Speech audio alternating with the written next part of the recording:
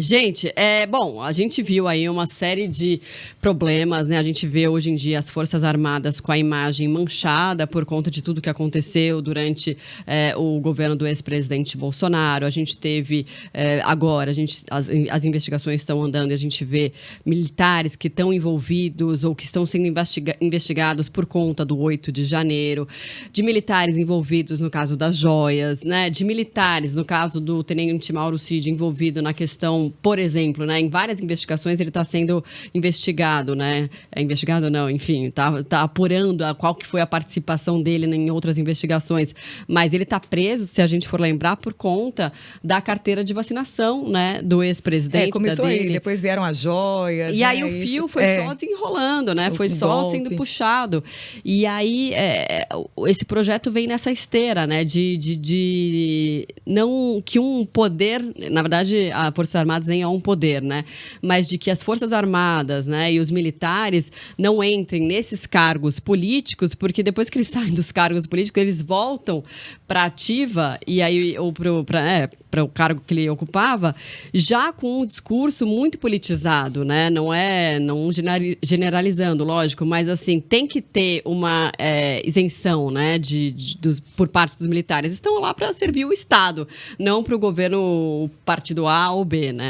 Para fazer a Constituição ser mantida, para zelar pela paz, né? Tá lá na discriminação quando você vai para a carreira, né, assim, militar, né, no caso. Mas foram 5 meses aí de conversas, né, com o Exército, com a Marinha, com a Aeronáutica, para chegar agora a esse consenso. Primeiramente se falou para que quando eles fossem candidatar a um cargo público, que eles ou pedissem reserva, né, se já tivesse no tempo, ou pedissem exoneração mesmo, para que depois não fizessem uso dessa imagem e acabasse manchando mesmo essa imagem do Exército, que tem o respeito da população como um todo, porque está aí para prevalecer a Constituição e fazer com que isso aconteça da melhor forma possível e pacífica, né? Uhum. E depois, conversando mais um pouco, aquele jogo que existe político, né, nos bastidores, que a gente também sabe muito bem, primeiro cogitou-se a possibilidade de os militares também não poderem ser nomeados a ministros, né? Aí depois se voltou atrás, falou ali numa conversa, o líder do Senado do PT, né, no Senado, Jacques Wagner, falou, não, a gente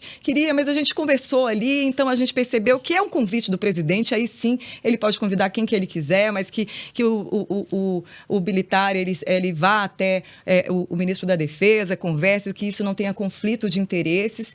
E eu acho que é um ponto positivo, sim, porque eu acho que essa mistura, principalmente agora que o Exército precisa um pouco, né, se limpar essa imagem que ficou negativa depois de várias pessoas ali, né, que ocuparam cargos e fizeram coisas que estão sendo investigadas e acaba manchando a imagem de várias pessoas que estão ali levando isso a sério, como profissão, como carreira como um todo. Com certeza. Quem exerce a violência legal, né? É complicado também ter um poder político. E desse ponto de vista, o projeto é ótimo, assim, faz sentido. Mas eu acho que a gente também tem que pensar outros cargos, né? Por que a gente não estende isso a outros candidatos? Então, eu sou funcionário público, eu vou pedir licença, mas eu ganho uma licença remunerada. E aí, se eu não sou eleito, eu volto. Então... Mas é o poder de persuasão, né? Você como uma funcionária pública qualquer, assim, se você tem todo ali um escopo assim, de eleitores, né, do Exército, que tem menos representantes de uma maneira geral, ele acaba tendo uma força política maior do que se você for, né, assim, ocupar um outro cargo público dependendo do cargo. Com certeza. É que eu acho assim... Eu concordo, eu acho uma boa ideia, eu acho que tem que pedir para sair mesmo, né? Quer fazer outra coisa, quer ser candidato político, pede para sair, né? Pede reserva ou exonera, enfim... Mas os outros cargos, tu também tem outros cargos, especialmente em cidades pequenas, tem exercício de cargos públicos que são extremamente importantes. Que tem conflito de interesse, interesse, e que você né? vai usar a máquina. E outra, você tá pagando para um cara ser candidato. Não é certo, então, do meu ponto de vista, não é certo. Não, mas eu não entendi. Como assim? Qual o cargo? Não entendi. Não, se você é funcionário público, né, você pede licença para ser candidato. Sim. Mas você não pede. Remunerada? Eu na verdade, desconheço. Até assim. onde eu vi, hoje porque, por exemplo, jornalistas estão na televisão, tem que fazer, mas ele vai pedir uma licença não remunerada. Até onde eu vi é remunerado. E aí depois você volta, né? Teoricamente, você fica ali recebendo salário, né, com dinheiro público, e tá ali bancando, usando esse dinheiro sem trabalhar e trabalhando para si próprio, que é nesse momento a campanha. Se ele pedir reserva ou pedir aceleração, ele saiu. Se eu pedir uma licença e eu não for eleita, eu volto pro meu cargo. Então, é uma coisa que a gente tem que pensar. É um projeto que você está colocando porque você quer realmente que a máquina pública não seja usada em campanha política, ou é um pouco de birra do governo passado? Porque eu entendo, eu acho que a ideia é positiva, mas a gente não pode pegar um grupo. Mas eu acho que a discussão começou, né? E ela pode ser, inclusive, ampliada para militares, né? Policiais civis, da polícia militar, que os governadores poderiam, né, ajudar também e implementar. É que eu acho que aí não é nenhuma questão de... Eu não vejo como birra, na verdade. Não sei. Na verdade, sim. Eu acho que são funções, assim, tem o funcionário público e o militar, tal, ele está também recebendo dinheiro do Estado, mas eu acho que é mais uma questão de, por exemplo, as Forças Armadas, ela tem um papel de zelar pela segurança e pela democracia, né? Então, se você pôr... A partir desse ponto de vista, eu acho que é mais nesse aspecto, assim, porque o funcionário público, né, não tem esse poder de zelar pela democracia. Estou falando, assim, do ponto de vista militar, né, de intervenção, né? Mas eu acho que a gente tem outros tipos de conflitos de interesses e de poderes. Mas é mais que conflito de interesse. Eu acho que a Marcela está querendo dizer que, assim, o papel dele enquanto militar é diferente de um cidadão civil, né? Assim, ele tem um papel ali que ele pode usar a força, né, a favor de manter a ordem, né? Ele tem um outro papel, independentemente de um funcionário público que ali está como civil e são diferentes esses papéis. Eu acho que assim, uma questão de segurança institucional. Acho que são... E eu nem entrei a fundo no projeto para saber detalhes. Estou falando assim de uma visão geral, assim. Eu acho que é uma questão de segurança institucional. Depois que a gente viu que o governo Bolsonaro teve assim um número gigante de militares atuando em todos os níveis ali, e principalmente, né, de alto escalão do ex-governo do presidente Bolsonaro,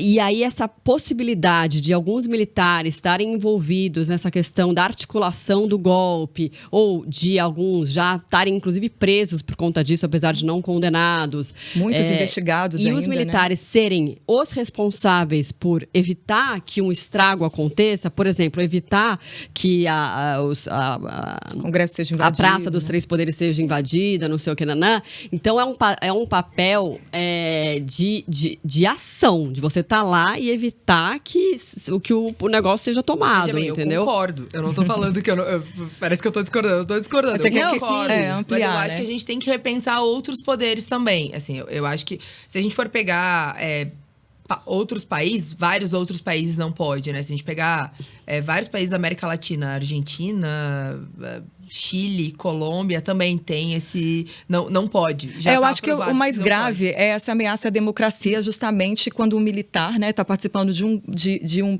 possível golpe, né, de 8 de janeiro, vários foram presos, investigados. É quando o militar, que tem que preservar a democracia, porque a gente está falando de Constituição, ele tem um partido no qual ele está afiliado, que é proibido também, né, se filiar a algum partido, e ali ele possa, de alguma maneira, em vez de prezar pela ordem, ser permissivo, como a gente viu até em algumas imagens, obviamente, né? Você está ampliando o debate.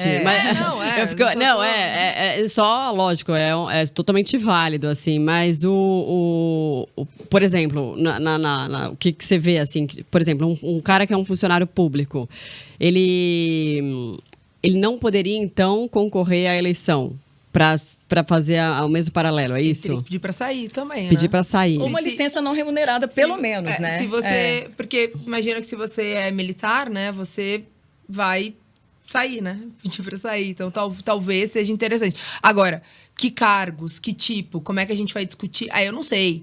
Aí tem que olhar, mas assim... Vamos discutir isso também. Eu acho que faz parte do processo a gente também discutir outras linhas, né? Já que a gente está mexendo nisso, então vamos ampliar o debate. Eu não sei as regras bem desenhadas, eu não sei os detalhes, mas eu acho que é importante a gente repensar isso também. Já que a gente está pensando, então vamos pensar mais a fundo. E tem outras coisas, né? Por exemplo... Agora, os investigados, né? Que se eles saírem, se eles forem expulsos do exército, por exemplo, a gente viu, né?